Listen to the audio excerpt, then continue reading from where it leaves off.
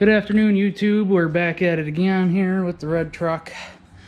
Getting ready to do another mod that I have messed up, and it's kind of a frustrating thing. Now, you heard me in an earlier video complaining about these leaf springs 5-to-1, how they are beyond excessive for this truck. I have probably driven maximum 5,000 miles with these things. I would say, yeah, I wouldn't even say 5,000. I'd say more like 2, maybe. I don't drive this truck very much. When I put these on, I bought them in November, I believe they were.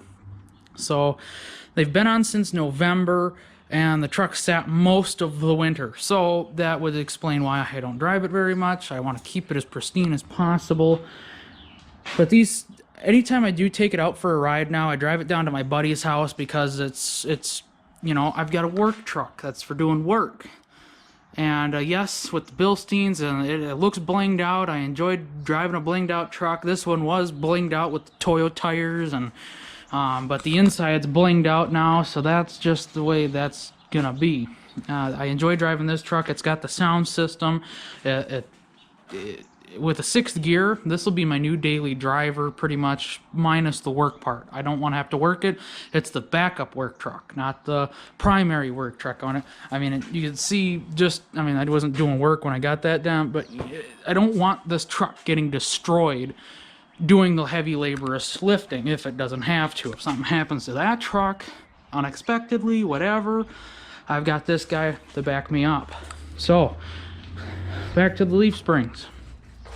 Can't stand driving it with them leaf springs. So I went to Husky Spring here in St. Cloud, and I picked up a factory spec of leaf springs, 4-to-1. So we are going to pop them on the truck, which isn't just popping them on, I can tell you that much.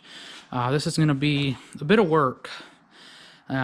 These leaf springs are extremely heavy, and mind you that lifting those, you have to just about lift them and move them into place and whatever at arm's length.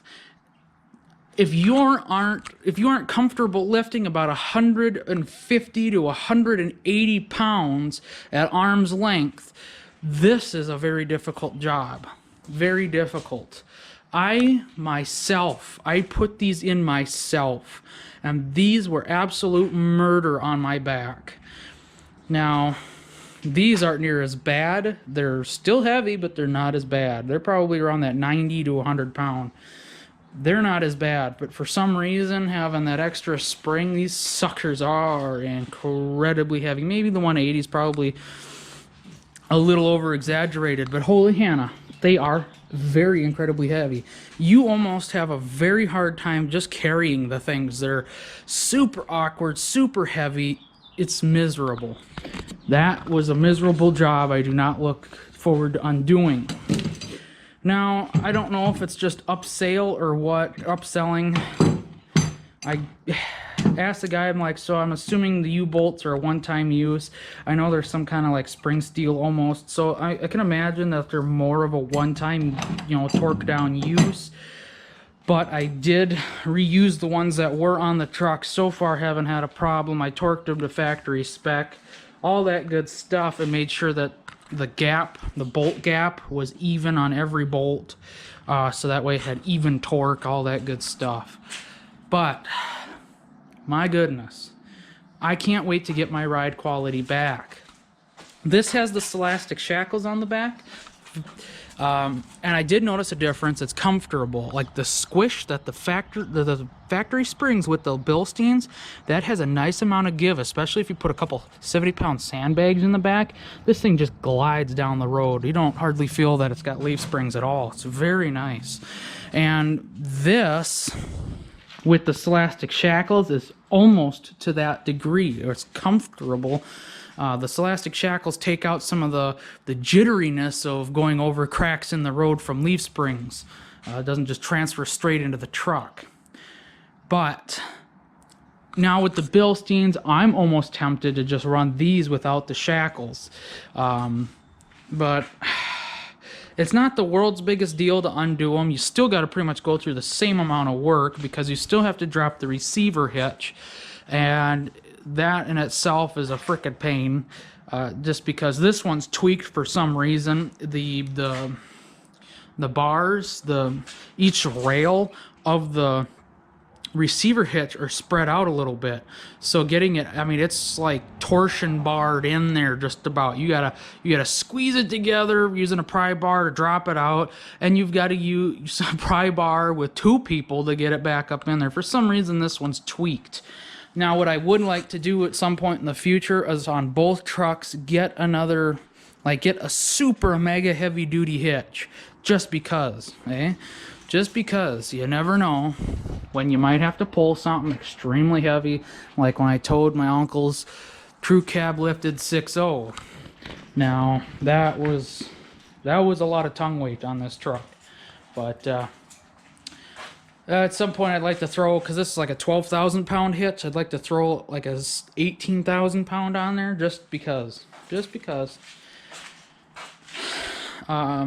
Yeah, so what a pain this is probably gonna be. Obviously this truck isn't rusty, so everything comes apart. I've already had it apart, especially the receiver hitch. I've had that off 2, 3 times, 4 times now, something along them lines. And the leaf spring bolts have been apart, well, once, but the rear twice when I put the shackles on, so it all comes right apart. It's not even that much of a deal. It's just the weight of the leaf springs, finagling, and then I gotta get an alignment afterwards. Now this was not a cheap endeavor. This at Husky Spring with the U-bolts and the springs together were $567. Now this is a hefty price to pay for doing a boneheaded move like me and just, I'll just throw a heavier set of springs. See that gap? I was expecting to have at least half that gap with these springs, so that way they would have room to compress going over bumps that wouldn't just instantly hit the overload and give you that full, you know, like your heavy loaded leaf spring feel, just bounce you, snap your neck type of thing. But you could see I've got gap back here and I've got no gap pretty much up there. So as soon as I hit a crevice in the road, it just instantly bottoms out on the leaf spring and it snaps your neck. So it's no good, no good. So the reason why I eventually had to even considered swapping those or to those was because the factory ones that were on here, 260,000 miles, they were sitting on the overload spring with no weight in the bed of the truck, no trailer, just empty. And it was sitting on the overload spring. So my ride quality was kaput to begin with. And if we go take a look at the black truck, we'll see that that truck has a gap between the overload spring, and it rides very nice, especially with the Bilsteins. I can't get over that enough. So the spring's a little crooked in here, but you see the gap in there, as well as the gap over here. It gives me some room when going over bumps and stuff, but that set of leaf springs does not. And so now the factory spec ones with an empty extended cab truck should pretty dang well on these. So I'm gonna get started. I thought about, now that I got a GoPro, I've got a tripod. That's what I'm using as a handle, closed up tripod. But is it worth it to do a whole long video of me undoing bolts, cussing and swearing this and that when it comes to the heavy lifting? I don't know that it is. To me, it's not. It's very simple. You've just got the bolts for the receiver hitch. Drop that down. This comes unplugged on the back, which can be a turd if yours is all rusty and whatnot, or corroded. Road grime, them plugs are very difficult to get off, but it is doable. You gotta work it, don't break it. And there's just 2 bolts holding the leaf spring on. Yeah. And because there are 2 bolts on the rear, actually, because you've got the one on the top of the shackle and you've got one on the bottom of the shackle. you do the one on the bottom. And what I did to save myself some time is with undoing the bottom one, I can just pull the leaf spring out with the shackle on. If you're swapping leaf springs, if you have to swap the shackle, you have to undo that. You can pull the leaf spring, but that's more work, a lot more work, because then you got to undo the U-bolts and stuff. But undo the bottom, you have to lift the leaf spring up into the bed, pretty much push it into the bed with a jack, and then undo that top bolt because they don't give you enough room. They didn't put a hole in the frame to get that bolt through for the top bolt on the shackle. So that one's kind of a pain, but for swapping leaf springs, it's easy enough to just pull the leaf spring with the shackle, even though that shackle weighs a good 15 pounds on the back. So there you are with that awkwardness on a super heavy duty spring. It is a bear. Now, if you guys are interested, these set of leaf springs will be for sale. I have to determine the price yet. I will do a price out. Like I said, I've maybe got 2,000 miles on them. They've been on here since November.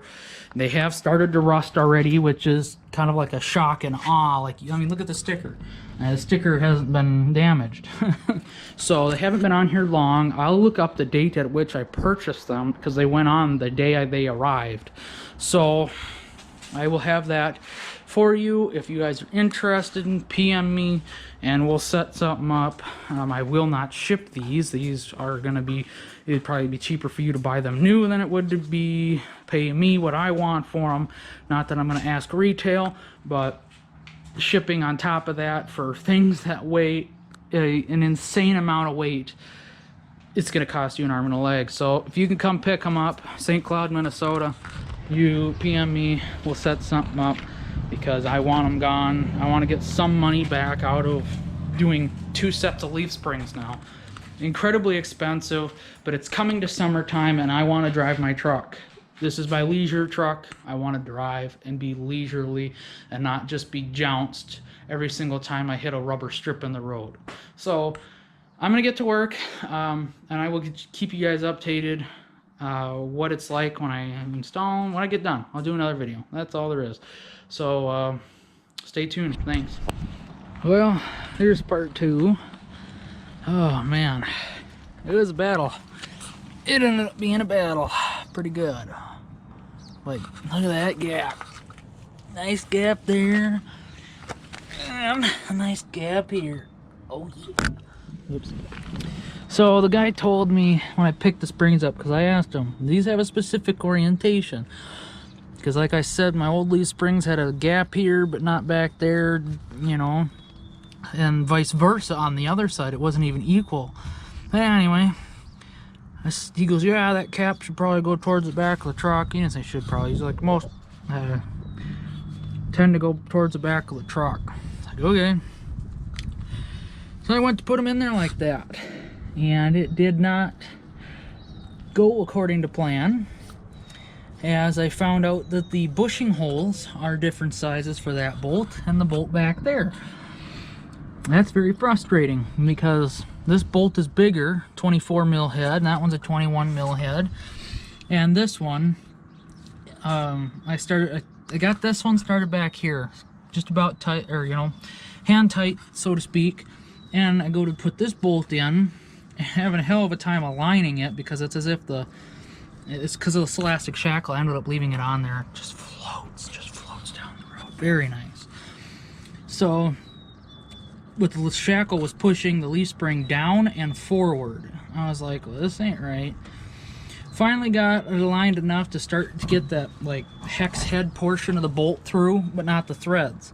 The threads would not go through there at all, to the point where the threads were cutting threads into the bushing, and then the bushings broke loose and started spinning. And I was like, what? And it ended up being, that's when I told, so like I said, one bushing is smaller than the other. And found this out, had to swap the shackle over to the other side and blah blah blah and whatever. So now that I know, now that you know, could save you some time. This side went a whole lot quicker than the other side. Now another thing too, you could see that the bolt comes through this way, and that means the bolt head has to go through that way towards the tank. Now, what I ended up having to do very lightly, and with the head, the curved head of the pry bar pointing away from the fuel tank, pry against the fuel tank, and it pulled away from the frame just enough to pop that bolt right out. So, helpful tip, because I was like, why would they do this? The very first time I went to do this, it was like, they're freaking idiots for designing that. Why would they do that? And it's similar with the rear as well. To where you have to take the receiver off to get the dang bolt out, right? Yeah, you gotta take the receiver out to get the bolt out, and you gotta then, you know, lift the leaf spring all the way up if you want to get the shackle off into the bed of the truck to get the bolt out. Now, had they put the nut on the other side and the bolt through, you know, a different way, the opposite way, everything would have gone smoothly. Cream, would have to remove anything other than the leaf spring and the shackle. Why they did that, but I know, like, if you haven't gathered by now, I like doing stuff so that it's like factory, okay? So what I did is put the bolts in the way they came out. I don't care if it's gonna make it easier next time I have to do it. If I had put them in there the other way, I put them in the way they came. That's just the way it is. Obviously they put them in that way, so I put them back in the way that it came. So that was a battle. That didn't really make me sweat, but it was a backbreaker a little bit. Definitely want to be very vigilant to where your hands and fingers are when you're dealing with these buggers. They are heavy. Now, I've posted these on Facebook for $400. You want to come pick them up, PM me, and we can set something up. $400. Now, those leaf springs, the 4-to-1s, were $238 a piece, and the shackles were 14 something a piece. So that's why I say $400, screaming deal, like 6 months old, less than 3,000 miles on them, and I haven't towed a trailer. The only thing I did is I set the tongue of the trailer on the ball of the truck, and just to see how much it would squat, and it might have pulled the trailer forward in the driveway and back again. That's literally as much as those leaf springs have towed. So they're not even probably broken in, so to speak. They probably need to be broken in with some weight. But if you need some heavy duty leaf springs for your 3500 or your 2500 HD crew cab, long bed, short bed, whatever crew cab, not extended cab, or whatever you want, but hey, you ain't bringing them back to me if you aren't happy with the results. They're heavy duty, they ride like poo on a light truck. So if you have a regular cab dually, you know, and you need heavy duty leaf springs to tow the maximum payload and gross vehicle weight and whatever, I got a set for you.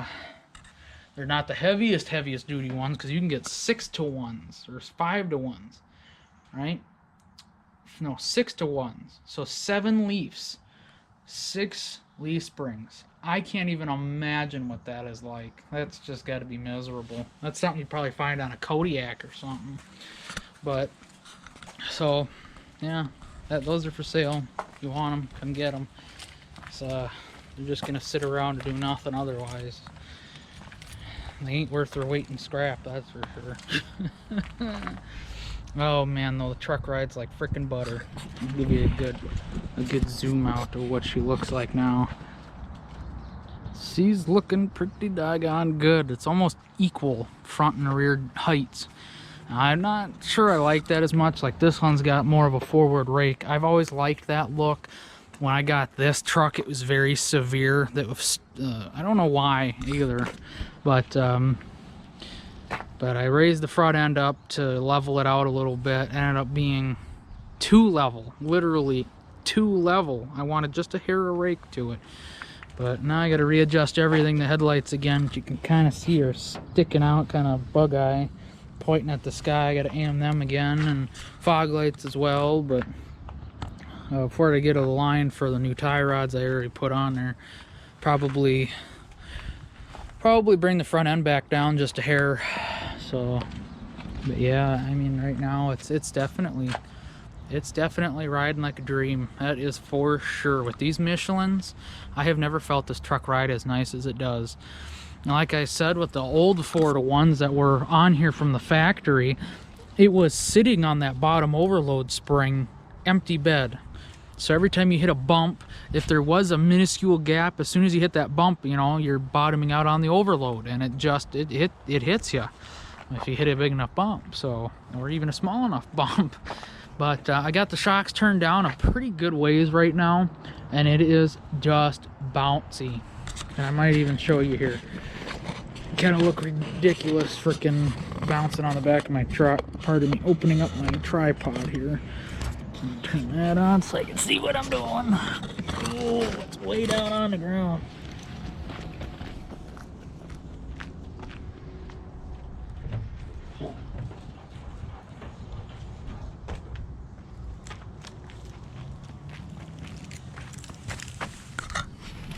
I caught it a little bit though, just how bouncy that one is. You can get a shot of this one with the Bilsteins that aren't adjustable. Let's see here if I can catch that. All right. It'll ride like a dream too. And then the rear I can adjust up and down, whatever. But yeah, so appreciate you guys watching. I know my videos tend to freaking drag on and whatever else, but the semi pertinent today. Nice blue sky with nice rain cloud. Better not rain because I want to get my headliner in today. You better not rain, I tell you what. But oh, I forgot, I gotta get the freaking wires at least in the truck for the sun visors yet. The grounds aren't a big problem. That's real quick and easy. Power though, you gotta cut and strip and solder and not what I wanted to do right now. I can leave the power hanging though. I don't need it right now. But oh shit. And then I gotta do the hole with the headliner and measurement and oh, that sucks, but like I'm excited to get it done. I just don't want to do it right now. But I want the headliner in. Oh, dilemmas. First world dilemmas. But yeah, I appreciate you guys watching, and let me know what you think, I guess.